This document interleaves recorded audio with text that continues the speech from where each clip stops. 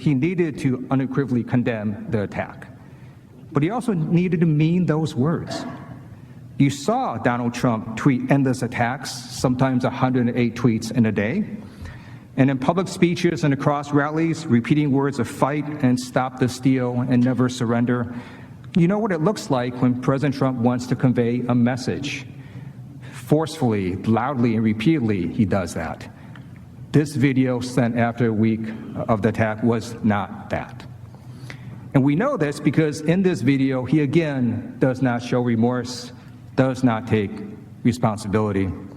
He again does not acknowledge his role in the insurrection.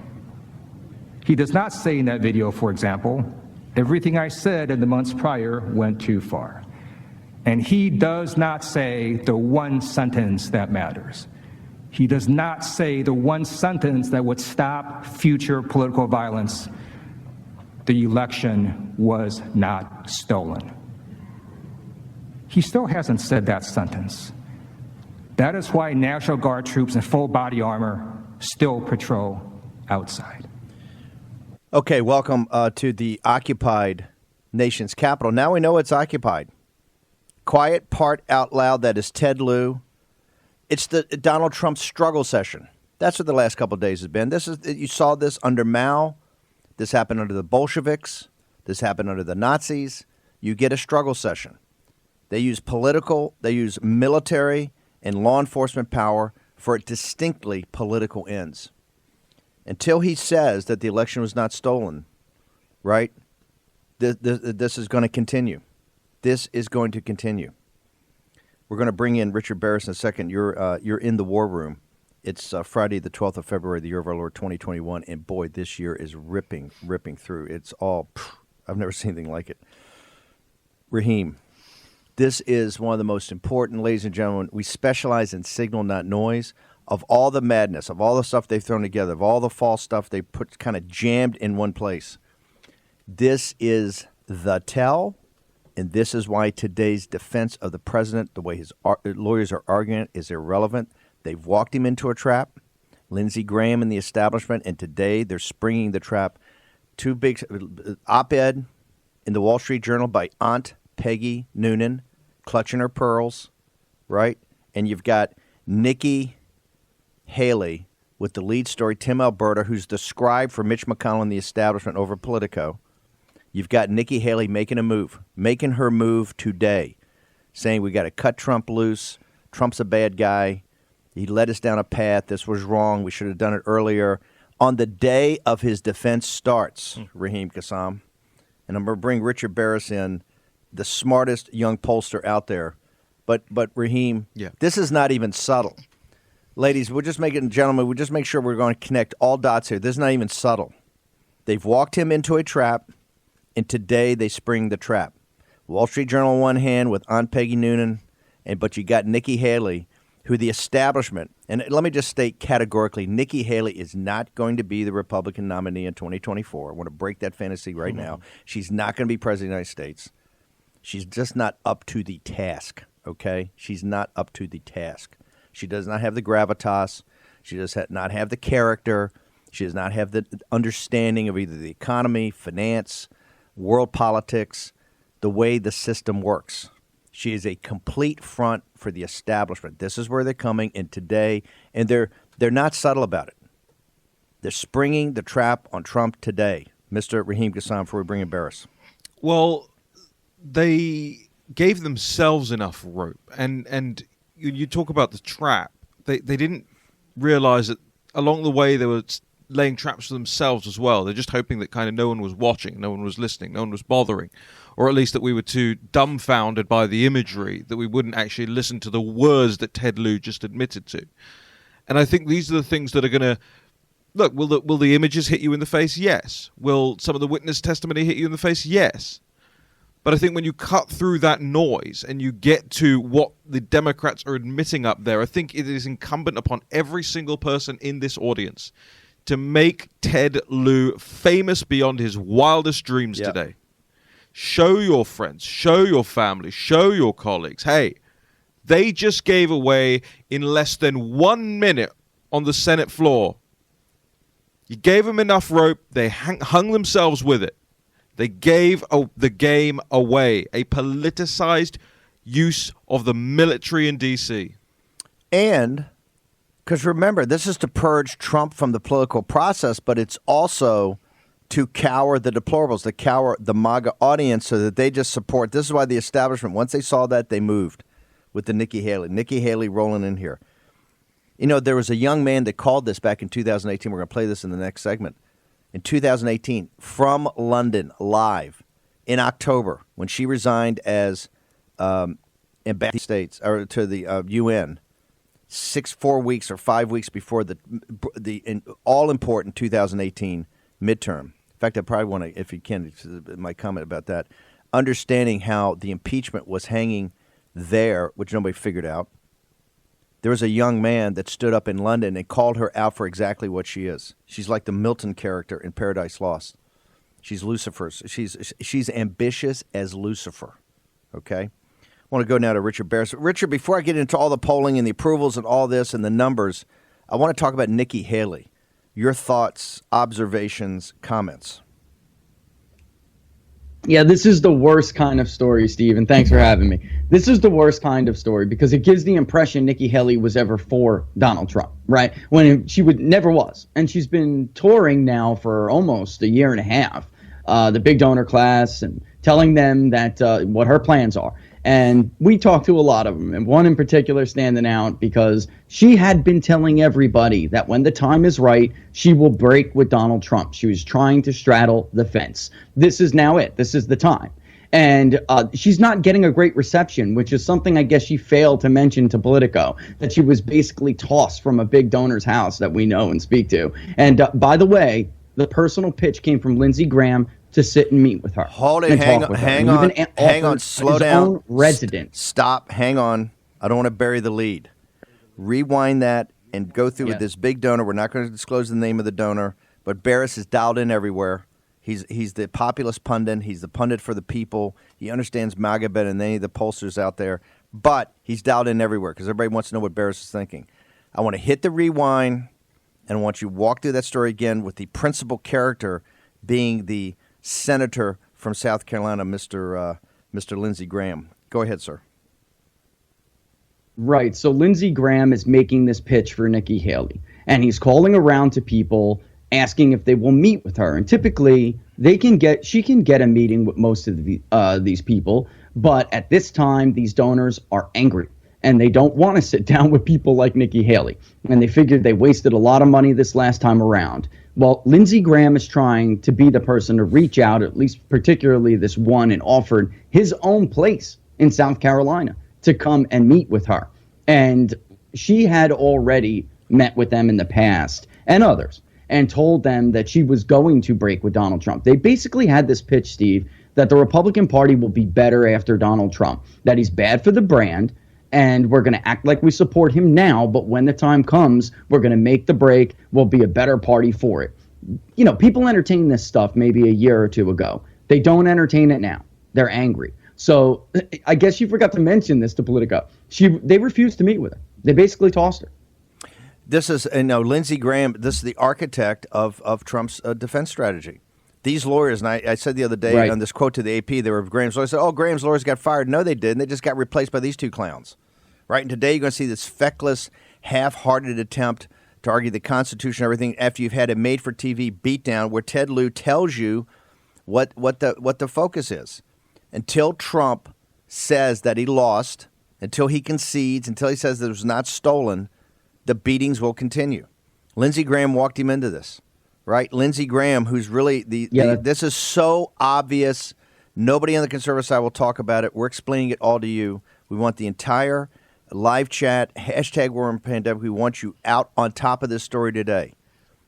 Remember, there are no conspiracies, but there are no coincidences. When Aunt Peggy in the Wall Street Journal clutches her pearls and drops the big op-ed that Trump's terrible, he's awful. He's got to be condemned. And you've got on the other side, you've got Nikki Haley and her big lead story in Politico. Why on the day of Trump's defense do you have Nikki Haley as the lead story in Politico? With Tim Alberta, that didn't write that story yesterday. They've been working on this for a while, and they dropped it today of all days. Yes. Making her break. Okay, let me repeat for all the Nikki Haley fans out there. She will not be the nominee, and she's not going to be president of the United States. I called her out 2 years ago in London. We're going to play that in the next section. I called her out exactly what she's doing in October of 2018. I'm never wrong on this stuff. So let me repeat. For every donor who wants to pull a checkbook out and write for Nikki Haley, write this down. Get your number 2 pencil. In fact, throw the pencil away and get a pen. Indelibly, she will not be the nominee, and she's not going to be president of the United States. Hate to break your heart, Nikki, but keep out there, keep up the great work. Talk about just a traitor, just outrageous to turn on a guy on the day the defense comes up. Richard, let's talk about some numbers. Let's talk about Biden and other approvals. Trump, tell us what you got. Where do you see things for right now? Yeah, let me quickly mention that CNBC poll because I get a lot of questions on this. So this is what I was talking about the last time I was on. These are panel polls, Steve. But hang on. Even the vendors. Hold on. Talk about the CNN. This has had a headline the other day. 62% of, I think, business types approve of Joe Biden. I mean, screaming headline up there that 62% agree with Biden. They love him. They approve of his policies, all that. That was the headline, right? Higher than Barack Obama. Higher even than Barack Obama. This idea that Joe Biden, I mean, people really have to put this in perspective. This idea that Joe Biden would somehow be this transcendent figure who is more popular than Barack Obama, it's ludicrous and really should give people an idea how badly the polling industry is struggling right now. And all these panel polls that we've been seeing, and we were talking about YouGov specifically last time, but they're not alone, and this is another one. When COVID struck and all the political class got stuck at home on their Zoom calls, doing their job for full pay at half the rate, bored. And a lot of these people just joined consumer panels because they were rabidly anti-Trump. 4 years ago, the panels actually leaned too conservative, and we would have to weight more favorably to Hillary Clinton when we polled the presidential race. Fast forward 4 years, and these panels were just flooded with liberals. And the reverse is true. So people have to keep that in mind. And by the way, all of the vendors who they get these responses from, they all know it. And they're using the response bias coupled with the flooding of these panels to basically inflate this man's numbers. His approval rating, the last time we did it, was 48%. The country is very polarized. And just because Republicans are no longer picking up the phone or no longer responding to online surveys at the rate they were 2-3 months ago, which was already low, doesn't mean Joe Biden's approval rating is through the roof. They're using known industry issues to inflate it. And they're doing it on purpose at this point. There's just no other explanation. Can you hang over through the break? We just want to keep you for a few minutes. I know you're jammed today, but I just got to ask you. You're saying sure that right now you see it at 48%. He has no political capital. This is the reason he's doing executive orders and not legislation. We got 30 seconds. You're saying right now he's at 48% approval. Yeah, he is 48% the last time we polled it, which was not even 2 weeks ago, where we're on six days since we're out of the field.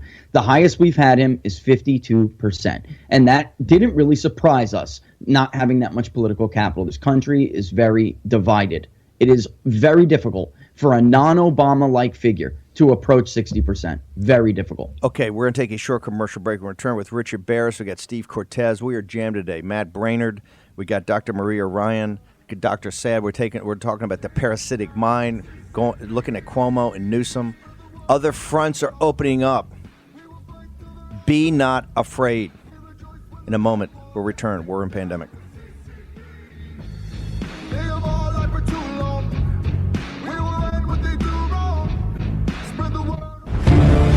War Room Pandemic with Stephen K. Bannon. The epidemic is a demon, and we cannot let this demon hide. War Room Pandemic. Here's your host, Stephen K. Bannon. What is your reading of Nikki Haley? Why did she give up, and what will she do? I think it is very suspect. For the first time, I've been out with these congressional House races. If President Trump, I've called this now for many months to be his first reelect. If he loses the House of Representatives, he will be impeached. They will bring impeachment hearings immediately, and so it's imperative that we keep the House. We finally started to get. You cannot. Virtually every pollster would tell you, possibly including your own polls, that looks highly unlikely. It was, but remember, it was. We went from 60 seats down for a blue wave to 50 to 40. I think right now it's in the range of 25 to 30, which means we have a very narrow gate. We're going to lose 20 seats regardless, but to get to that 23, there's a very narrow gate you have to go through, but it's doable. The Kavanaugh hearings gave us traction for the first time to try to, against all odds, just like in 16, to try to close strong and try to save it by a seat or two. Nikki Haley's timing was, I think, horrific because it reinforced, I think, with the Republican women that Donald Trump's somebody you don't want to back. And do you think Nikki Haley is therefore aiming herself to be president ultimately? I think Nikki Haley is incredibly politically ambitious. I would say ambitious as Lucifer, but that's probably I'm probably taking Milton out of context on that. But she's very ambitious and very talented. She's very talented. You think she could challenge Trump in the primaries? I think I take Nikki Haley at her word that it's not 2020. I think she's going to go out and make some money. I just think the timing, everything that she said yesterday, and everything about her stepping. That was October 6th, was it? October 8th, I think. October 8th, 2018, ladies and gentlemen. This is why I'm not wasting your time here. Was that a called shot about we're going to lose the House? How are we going to lose it? They was going to impeach him and Nikki Haley. Remember Milton's Paradise Lost, for those of you that don't remember that from college or high school. The protagonist is Satan, is Lucifer, right? It's his ambition. It's his ambition that lead the rebel angels to the pit of hell, right? In the revolt against God and Christ. And what does he say? Better to reign in hell than to serve in heaven. Nikki Haley is ambitious as the character in Paradise Lost. She's ambitious as Lucifer. She turned on Trump in October with a 5-week run out to tell Republican women, I'm not with this guy. You tell me you couldn't wait to resign from the United Nations a couple, 4 or 5 weeks, do it on the evening of? No, had to do it beforehand. I'm not with this guy. Remember, they had to make a big deal by getting down to the Oval Office. And today, ladies and gentlemen, she made her move. Made her move. The day after Ted Lieu lays it out there, he has not conceded. Until he concedes, you are domestic terrorist. Anybody that believes in the Trump movement, MAGA, the deplorables, we're going to have billboards up, the lives of others, want your neighbors, telling local authorities. He had a red ball cap on. I saw that. He had a MAGA cap on. And by the way, if any Hollywood celebrity dares tell you about that, about the lives of others, then Yes. they're canceled too. They're canceled too. We're going to get into, we're going to have the Parasitic Mind author, Dr. Sad, on here later in the show to talk about the firing over at Lucasfilms at Disney. Okay, I want to turn now to Richard Baris. The great Steve Cortes, who also is prophetic in all this, is going to join us here in a second. But Baris, I want to go back to you about, okay, so Biden, it is a very divided nation. One of the reasons it's divided, which they can't get through their heads, if you want to heal the nation, come forward and let's talk about what happened in November 3rd. We're not giving it up. We're not going to back down. We're not going to give it up because this is central to this republic going forward as a constitutional republic. So we're not going to back down. I don't care if you take us off Twitter. We're not going to do it because history is going to judge us as being on the right side of this. Richard Baris, talk about approval ratings, and particularly President Trump, after going through this beatdown, which it has been, of this TV fantasy they've been putting up for the last couple of days, sir. So 2.5 days in the field, we have a little bit of time still, but you read the tea leaves. Republicans aren't budging. That's not happening. So you're going to see these media polls. MSNBC will put them up. I mean, we saw them in the first impeachment. 20% of Republicans support impeachment, 22%. Right now, it's 9%. About the amount that he lost in November anyway. So we're not seeing any movement there. Independents, we saw this too in the first impeachment. They shift back and forth. So as the production news makes their move and makes their hit, it has a short to midterm impact, and then it sways back. It may even start by the time we're out of the field. We'll take about 5 or 6 days, we'll see. But right now, there's no movement with Republicans. Democrats have always wanted to remove him. He's barely had any room for, he's had upward potential there with Democrats. It's the independent. And right now, it's a little bit upside down. We'll see where it ends up. Okay, but the takeaway here is Biden, no political capital, under 50% as you poll it right now. You're doing additional work. Trump will have to see how it turns out, but may take a hit here unless there's some strong defense here. I want to go real quickly. The second front in the resistance to the Biden administration, ladies and gentlemen, the second front, the Russian front, is in California. That's where we've been all over this story in the background is going to come to the forefront starting over this weekend. The second front opens in California because all the disaster that California's turned into is what they visit on the United States, and it's all Biden's policies. This is all policy. Where does Gavin Newsom? By the way, people should remember, I'll talk about this with Cortes. In March of last, couple weeks from now, but basically a year ago, let's go back in time, connect some dots here. The three top politicians in the nation, Donald J. Trump, Andrew Cuomo, and Newsom, by polling all mid to high 50s. I think Cuomo may have been in the low 60s. All three, President Trump, all the polling shows it was the handling of the COVID that was the big problem. Trump, Cuomo, who knows where that's going to go. There could be investigations, there could be indictments, it could be everything of this disaster just come up in the last 24 hours about the nursing homes, which Cortes and others were telling us about a year ago. And now Gavin Newsom going to be recalled. What about, real quickly, what about Gavin Newsom's polling? Where does that stand? This is real, this recall, right? Yeah, he's hurt. It's real. In 2018, I mean, California's a heavy lift for Republicans, but we polled it in 2018. We polled the governor's race, and we polled Newsom's approval several times. We've never had him below 50, and it is not uncommon for him to be in the mid to high 50s. Right now, he's below 50 for the first time ever, and it's about 46.5%. Wow. He's got a white base that's a liberal white base, Steve, but the only one racial category that has a strong still approval of him is Black and African Americans. The biggest hit we saw him take is Hispanics, which is now 16.7% strongly approved. That's it, 16.7%. Somewhat approved is 33%. So that's what's doing it.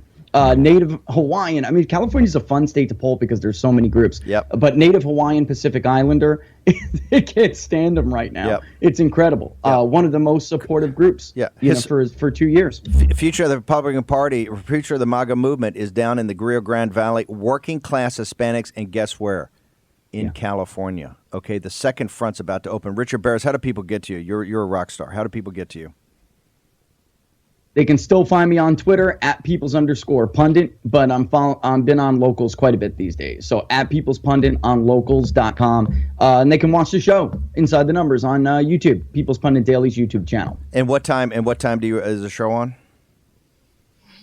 It's about to be on in 30 minutes, so I wasn't going to pitch it. That's okay. No, we don't mind. People cut two screens on. Watch Baris. Watch Baris. Listen to us. Okay. Thank you very much. You got two AirPods as well. You got two AirPods. Bannon in the left. Thank you, Richard. You're a rock star. Cortes. All the best, Steve. Thank you, brother. Cortes, I had to do that.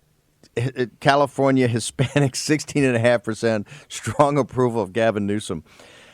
The prophetic Steve Cortes that has preached the gospel of working class people. This is about class. It's not about racial identity. And the people that are the savviest and smartest right now at the forefront are Hispanic working class. Dude, I'm telling you, it's all in front of us. We just delivered on those policies. This whole thing. The second front in this is California, and it's opening up. This is going to be a massive battle, and we're going to bleed out the Biden administration in California. Steve Cortes. This is why I keep telling the deplorables out there, okay? Don't be despondent, okay? All of us are understandably very upset that Joe Biden is the president of the United States right now because we do not believe that he won the legal vote. But I'm also trying to tell the deplorables out there and all the patriots that our movement is young. We are just getting started with this populist nationalist movement that is going to dominate American public life for decades. And one of the main reasons I believe that is because of what we're seeing among Hispanics. And you're so right. Let's talk California and talk data. In Los Angeles County, which is by far the biggest county in America, 10 million people, it's about twice as big as Cook County, the second biggest county. In Los Angeles County, President Trump gained 500,000 raw votes, 2020 versus 2016, and he gained on margin, because Joe Biden gained raw votes too, of course, but he gained on margin, 4% on margin in the deeply blue, highly diverse Los Angeles County. Another county, Imperial County, very different from LA County. Imperial County is on the border in the southeast corner of the state next to Arizona and Mexico. In Imperial County, President Trump gained 10% on margin, highly Hispanic, gritty, working class place. And of course, we see that, and you and I have talked about it a lot on the show, all along the border, literally from the Pacific Ocean all the way to the Gulf of Mexico. The gains among Hispanics in working class, highly Hispanic areas of the border region from the Rio Grande Valley, they were just astounding. They were seismic gains in only 4 years. When we combine that with what we see going on with a non-Mexican Hispanic population in Florida, that tells me that the Hispanic, finally, what Republicans have really dreamed about and talked about for decades is finally happening. Hispanics are becoming Republicans. Why? Because of the working class, America First, economic nationalist cause. Donald Trump championed it, and Hispanics are rallying toward it. It's something the Democratic Party doesn't even want to address. They don't want to talk about it. They don't want to think it's serious because it scares them to the core of their being. That's why the California recall is going to be the second front in this fight against Biden. Yes, it's a fight. It's a fight against Biden. We're going to color inside the lines, but, man, we're going to color boldly, okay? That second front is opening up even as we speak. We're going to turn in a second with Steve Cortes. Ideas and concepts about the pearl-clutching Aunt Peggy Noonan and one and only, ambitious as Lucifer, Nikki Haley, when we return on War and Pandemic.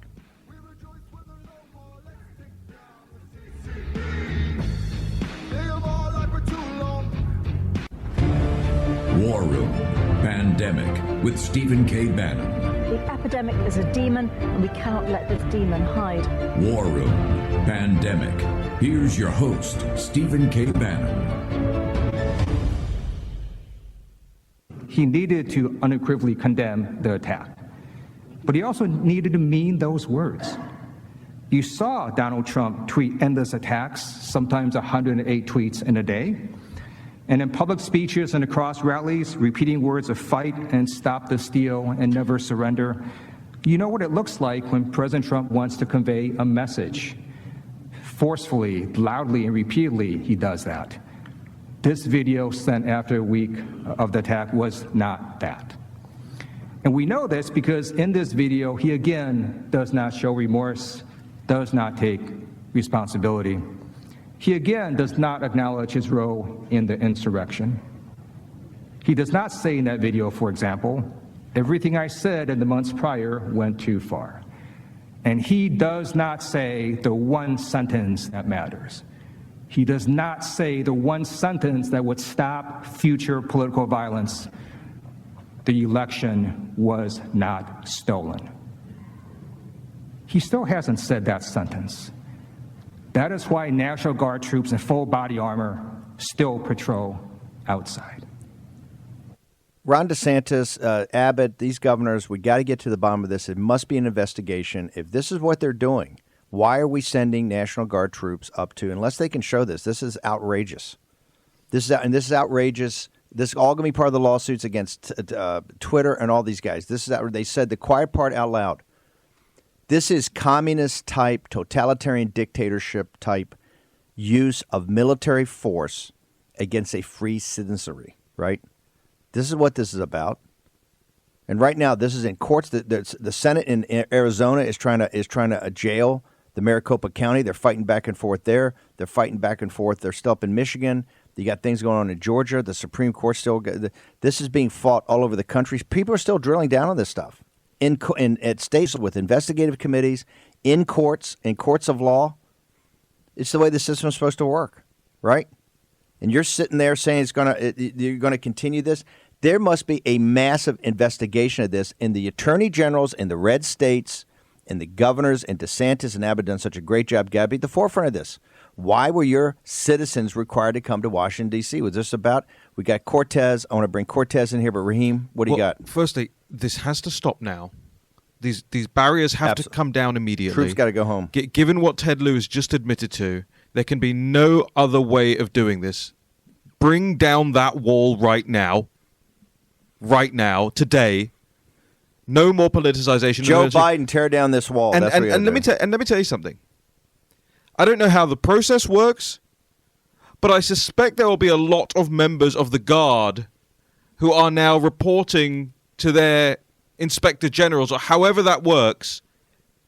There has to be a feedback. Hey, We are not the political shock troops, they will be saying, Well, not of just the that, Democrat if, Party. If a free man or woman in the United States has on their Facebook and they still think this thing was stolen and it's still in the courts and there's still evidence out there, they're supposed to be now thrown out of the National Guard or they can't come up here? This is outrageous. Steve Cortes, your thoughts, sir? Of those thousands of brave troops, not their fault, of course, that they're being used as political props. The miles and miles of walling and barbed wire is all part of this grand process that the Democrats and the corporate media are engaging in right now. It is a campaign to demonize dissent in this country. They want to say that if you have skepticism about the election, if you are willing to provide evidence out there, your evidence-based reasons why the election results are not valid, not just that you're wrong on the facts, but that you are to be dismissed from American public life, that you may very well lose your job, and what they're even trying to do if they were to get a conviction, which is highly unlikely of President Trump, is they want to actually criminalize it. So we need to realize that's what's really on trial here. It's not so much Donald Trump. Yes, they do want to neuter him because of his political magnetism and because of how important he is for the America First movement. But even more than that, they want to make our movement impossible going forward. They want to demonize, vilify, and possibly even criminalize the idea of political dissent. And they're doing it through legal means, but they're also doing it through the shock and awe tactics of turning Washington, D.C. into an armed encampment, even though there is no credible threat to justify even an inkling of the kind of force that is being shown in the nation's capital right now. And have you seen your elected officials or Republicans up here say anything about this? This is what Nikki Haley wants to lead. Let's talk about Peggy Noonan, Aunt Peggy, pearl clutching in the Wall Street Journal, and Nikki Haley. Those are not random events, are they, Mr. Steve Cortes? Not at all. Look, this is clearly the Washington political. Okay, we just lost Cortes. Can we get that back up? What's the problem?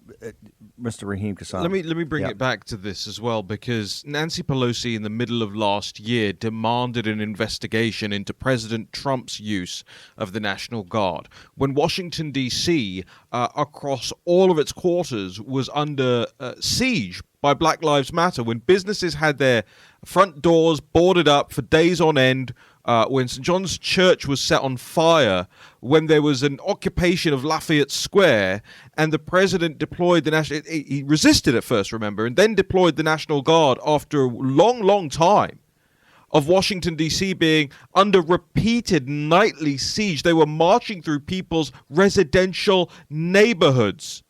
You know, if we don't get no justice, you don't get no sleep. They were terrorizing families in Washington, D.C. They were accosting people in restaurants. They were putting businesses out of business. And Nancy Pelosi asked for an investigation into why the National Guard was deployed in Washington, D.C. last summer. Now, Ted Lieu makes the stunning, let me remind you, this is America in the year 2021, and a political party has just admitted from the Senate floor that they are using the National Guard as a means by which to put the former president through a struggle session, to get him to say a sentence that he doesn't believe is real, that 80 million people in the country and more don't believe is real, that they won't even hear the evidence of, and that the media will diagnose you as a terrorist as a result of making the broad assertion of. Steve Cortes, you back with us? Raheem Kassam, I think, sums it up succinctly. What about Aunt Peggy and Nikki Haley in this move?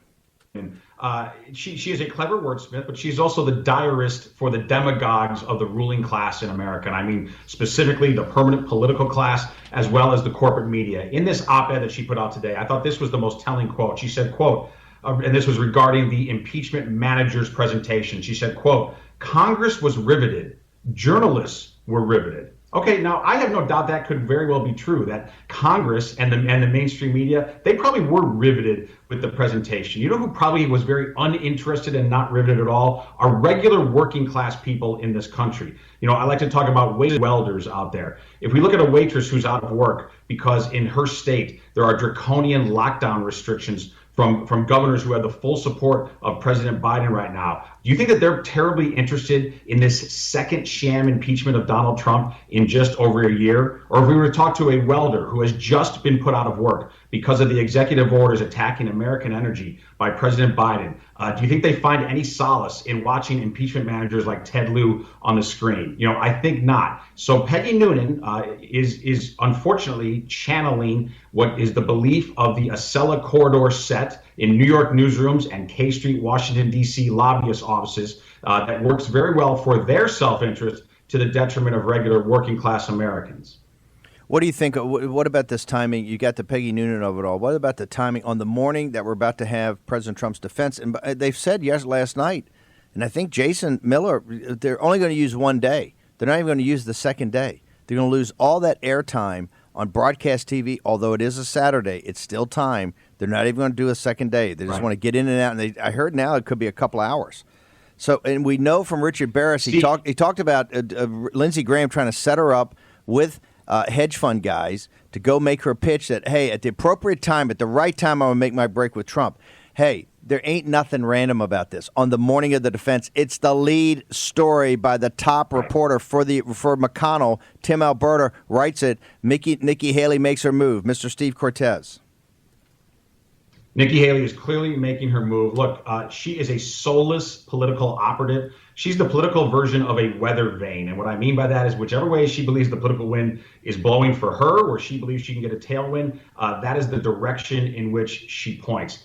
I thought this article was really reprehensible. It represents the worst of Nikki Haley. She's somebody who believes somehow that she can both please corporate boardrooms, remind the audience out there that she was on the board of Boeing, and at the same time somehow earn the support of working class Americans. That is an impossibility. It's something that the corporate media believes in, but it's not something that is actually doable in the reality of the 2020s America First Republican Party. And the reason I bring up Boeing specifically, by the way, is I think that company is very fascinating because it's really at the nexus of two massive problems that the America First movement revolted against. One is this idea that most large companies believe in of corporatist globalism, of exporting American labor overseas, which works very well for CEOs of multinationals, but decimated American communities. But then also the other intersection here is Boeing, of course, benefits as much as any company in America from endless war, from the constant interventions which marked the predecessors to President Trump, both Bush and Obama. America First revolted against at the ballot box against both of those very wrong-headed policy agendas, against endless wars and against economic globalism. Nikki Haley represents the personification of ambition, as you've been talking about, but also a retreat backward to the 2015 and prior era of establishment GOP politics. The only problem is she has a constituency in corporate boardrooms and in Washington, D.C. and in New York newsrooms. She has no constituency out there in America. The party has been transformed into an America First Workers' Party. And to put numbers on that, according to NBC News polling, they asked Republicans their approval of Donald Trump back in October before the election. Approval was 89%. They also polled on January 13th of this year. That was the day he was impeached. His approval was 87%. It had hardly moved at all. This remains an America First Party. It remains a pro-Donald Trump party. And Nikki Haley, for all her Machiavellian maneuvering, has no role, no leadership stake. Just lost Steve again, right when he's hitting the punchline. Okay, some technical problems there. We're going to take a short commercial break and we'll come back with Matt Braynard. Part of this today is how you get engaged. Action, action, action. We got Dan Schultz going to be in the second hour. Going to bring him in. By the way, the mainstream media is already all over this, or the left-wing media is all over Dan Schultz's effort to remake the Republican Party with the deplorables. Raheem, the Nikki Haley and just the timing of those two pieces, given everything else going on, you got about a minute. Your thoughts? Well, I think it's premature in the sense that I'm not sure this was always the plan. I think a lot of what the establishment is doing now is panicking in the wake of a lot of the Lincoln Project stuff, realizing that they don't have the air cover of certain types. And I personally, I think it's a magnificent thing to see what's happening to the Lincoln Project. Not obviously what happened to the the victims. Is that in full meltdown right now? If John Weaver, it's. Do you know what? It's the best soap opera going right now. It is watching these people ripping each other apart because they're all liars, because they all hid information, and now the circular firing squad begins within the Lincoln Project. That is a beautiful thing to watch, because guess what these people thought? They thought, if we just love Joe Biden enough, they'll leave us alone. Nobody likes you. The left doesn't like you. The right doesn't like you. Go away. Okay, short commercial break. We'll return with Raheem's thoughts. I want to drill down more on the Lincoln Project. Also, Matt Braynard is going to talk about how you can get involved. We'll return in just a second.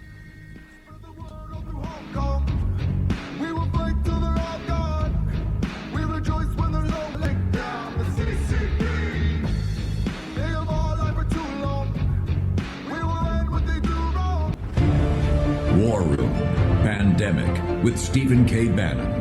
The epidemic is a demon, and we cannot let this demon hide. War Room Pandemic. Here's your host, Stephen K. Bannon. Nancy Pelosi wanted investigations, right, Raheem, when this was all taking place in the summer of 2020, the early summer of 2020? What we need to have investigation. I don't know why the elected officials up on Capitol Hill that everybody in this audience has rung the doorbells for, given the money for, shown up, done voter outreach, voter turnout, all of it. It's crickets up there. You got Ted Lieu talking about the struggle sessions of the deplorables, what they're going to do until Trump concedes. He's never going to concede. The reason is we haven't come to some sort of understanding of what happened. This is why it's imperative for the president's lawyers to take all 16 hours, the same amount of time that the prosecution had to go. It's called wash, rinse, repeat. Wash, rinse, repeat. If you looked at it over the last couple of days, that's what they're doing. They understand information warfare. They understand how to seep it in there. These are smart, tough people. We got to be just as smart, just as tough. And now we know from Richard Baris tells you, hey, Lindsey Graham's been making introductions to let Nikki Haley go down, talk to big donors. She's going to make her break at some time. Right? And Lindsey Graham's doing it. Lindsey Graham, the architect, he's the running dog for Mitch McConnell in this entire process. This is not hard. This is not complicated. And you're going to see the president get walked into the trap today.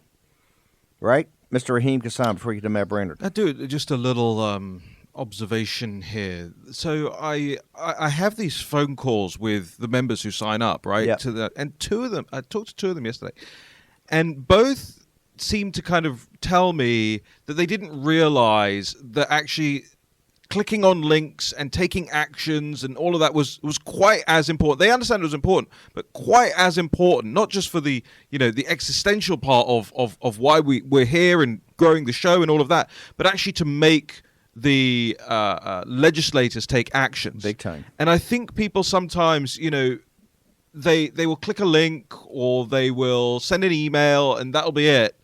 But when we look at why perhaps Nancy Pelosi will call for investigations last year, but there hasn't really been a peep from Republicans on the Hill as to this, is they're not feeling the pressure yet. Yeah. The pressure from and it doesn't have to be aggressive. It can just be 50 people. If 50 people get in touch with Congressman whatever from wherever district in a day, that's a lot to them. That gets their attention. That gets their attention. Well, Ted Lieu said the quiet part out loud. We're going to be all over it now. Now we can. Now it's all clear, right? We've been saying this, but he came forward, and you can see the moves of the establishment. You see the moves of Nikki Haley. You see what Lindsey Graham's doing. You're going to see this feckless defense today. Let's bring in Braynard. But just real quickly, I just want to make sure people need to develop a full-time relationship with their representatives, and it doesn't even matter if it's not reciprocated. Right. Have that relationship on your end. Right. Every single time you see something that you want to bring to their attention, hammer them. Bring it to their attention. Hammer them. This is why this audience is so engaged. This is why this audience is so powerful. We just present the facts. You guys take the action. Okay, Matt Braynard, one of the top guys in there, ran digital for us. Great work on finding the receipts on how this election was stolen. Matt, you want to solve this problem. You're running training sessions. Tell everybody about it. Right, and it jumps off of exactly what Raheem was talking about. We're going to train an army of activists to go after their state legislatures and even county governments to fight for integrity reform. Because look at America, we've released policy objectives that solve all of the problems that we had in the 2020 general election. The problem is we need to apply political pressure to state legislatures and county level governments to make these reforms. And, there are a lot of people looking at this program right now wondering, well, how do I do that? We're going to train people at Look Ahead America to give them the knowledge on exactly the steps to take and how to organize among themselves. And that training session is this Thursday, February 18th at 8 p.m. Eastern. And I invite everyone to sign up for it at lookaheadamerica.org, because we've got to get our people trained and engaged to not just put pressure on congressional members in D.C., but especially at the state legislative level, because that's a place where we have a lot of power on the patriotic side. We still have a lot of leverage in over half of the states.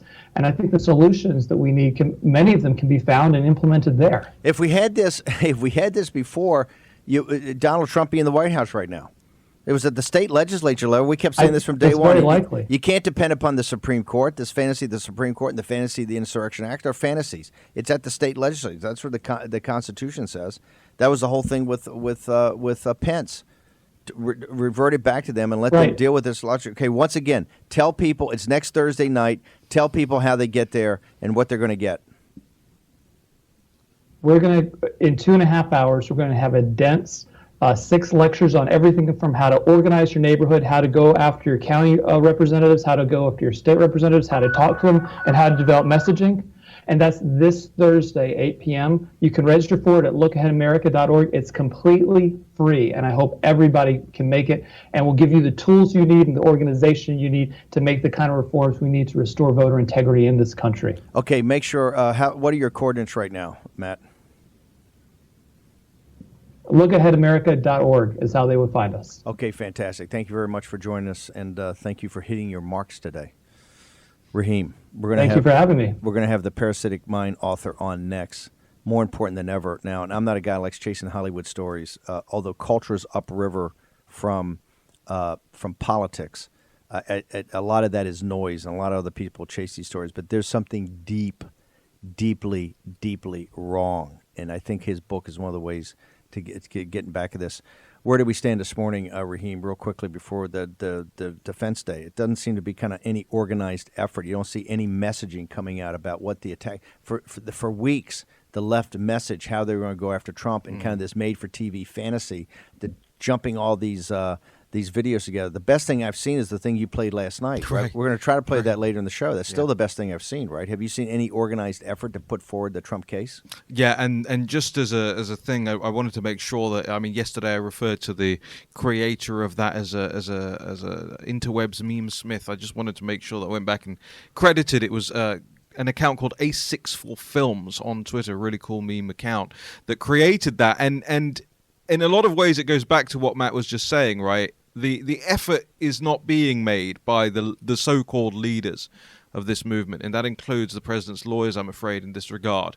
The effort is being made at the grassroots level, and that's why what Matt's doing is so important in the training sessions, and it's why these meme makers, what they're doing is so important, quite frankly. I never thought I'd say that sentence. It's what Dan Schultz and Matt Braynard are talking about, an army of activists. And remember, the left-wing media is already on top of you. They're not going to let this, if you think you're just going to go sign up and they're going to let it go, they're not. They already understand what's happening here is an army of activists get motivated, because once the deplorables are motivated, they cannot be stopped. Okay, we're going to take a short break, get into the second hour. Dr. Gad Saad is going to join us with the author of The Parasitic Mind to talk about what's happening at Disney.